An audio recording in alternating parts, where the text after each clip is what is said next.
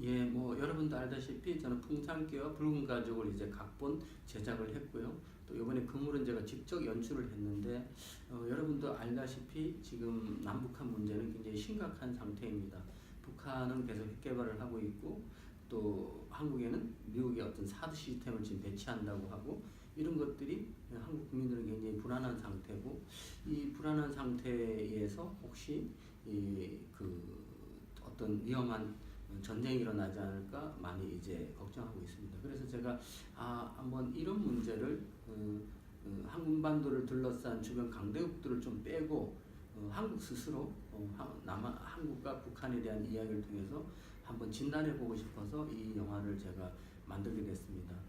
철우라는 어떤 한 어부를 통해서 한국이 갖고 있는 얼굴, 북한이 갖고 있는 얼굴, 이 두 개의 얼굴을 서로 동등하게 보여주면서 결국 국가가 편한 의자가 아니라 한 물고기를 잡아서 뭔가 이렇게 고통을 주는 어떤 그런 이미지로 국가가 개인에게 있어서 얼마나 폭력적인지 그것을 이 영화를 통해서 보여주고 정확하게 우리가 이 영화를 통해서 우리 현실을 이해하고 그래서 더 앞으로 나가서 한반도의 어떤 평화로운 어떤 그 경제 통일 그런 것으로 한번 뭔가 문제를 풀 수 있지 않을까 해서 이 영화를 만들게 됐습니다.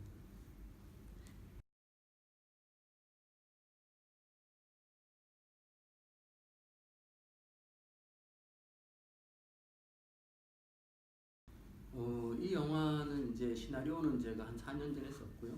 아주 오래 전부터 이제 그 북한 고장난 배들이 오면서 실제 이런 사건들은 많이 있었습니다. 그리고 또 한국의 뉴스를 찾아보면 한국의 국정원에서 간첩 조작 사건이라든지 이런 사건들도 실제로 뉴스로 많이 있었습니다. 그래서 이 영화는 어떻게 보면 약 50% 정도는 현실의 사건을 빌려왔고 나머지 50%는 제가 작가적 상상으로 만들어냈습니다. 특히 이 영화 안에 그 철우란 인물이 눈을 감고 한국의 어떤 발전상을 보지 않으려고 애쓰는 장면은 제가 드라마로서 어떤 의미가 있어서 제가 설정한 것입니다. 그래서 이 영화는 100% 어떤 사실도 아니고 100% 현실도 아니고 또 100% 상상도 아닙니다.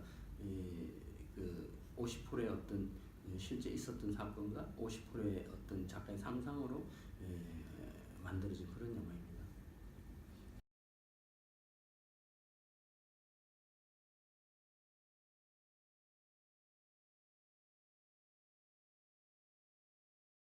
예, 뭐 배우 이승범 씨는 일본에도 많이 알려져 있죠. 굉장히 좋은 영화로 많이 일본에 소개돼서 그리고 저 개인적으로도 굉장히 에너지가 좋은 배우라고 생각하고요.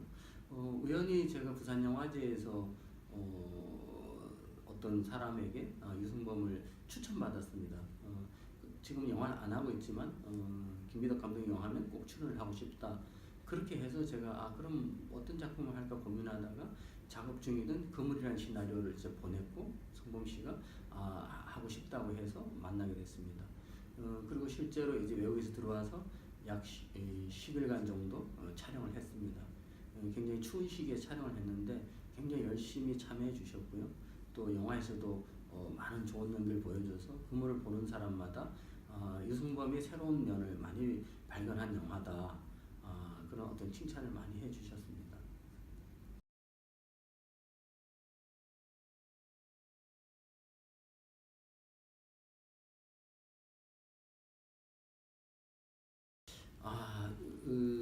아마 이게 일본에서 한반도 문제를 볼 때는 아마 두 가지 정도가 있을 것 같습니다. 첫 번째는 아주 역사적으로 한국과 일본은 어떻게 보면은 굉장히 친밀한 국가였죠, 그죠? 역사적으로.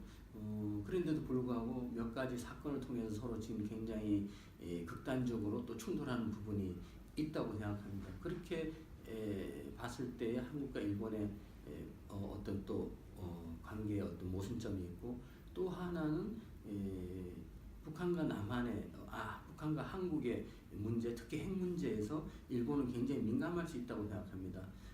북한의 핵이 진짜 있고 그것이 뭔가 아시아의 어떤 그 군사력을 뭔가 이렇게 또 다시 재조정할 수 있는 어떤 그런 구조를 가지고 있어서 지금 이제 한국도 북한이 이 핵개발을 했다면 한국도 해야 된다는 목소리가 높아지고 있고 일본도 그럼 해야 되지 않느냐라고 이제 또 그런 얘기들이 많이 나옵니다. 그러면 아시아 전체가 또 모두가 핵이 있는 그런 어떤 위험 지역이 되는데 그런 불행을 좀 서로가 지혜를 짜서 막아야 된다고 저는 생각합니다. 그런 의미에서 이 영화는 일본에도 굉장히 의미가 있는 영화라고 생각합니다.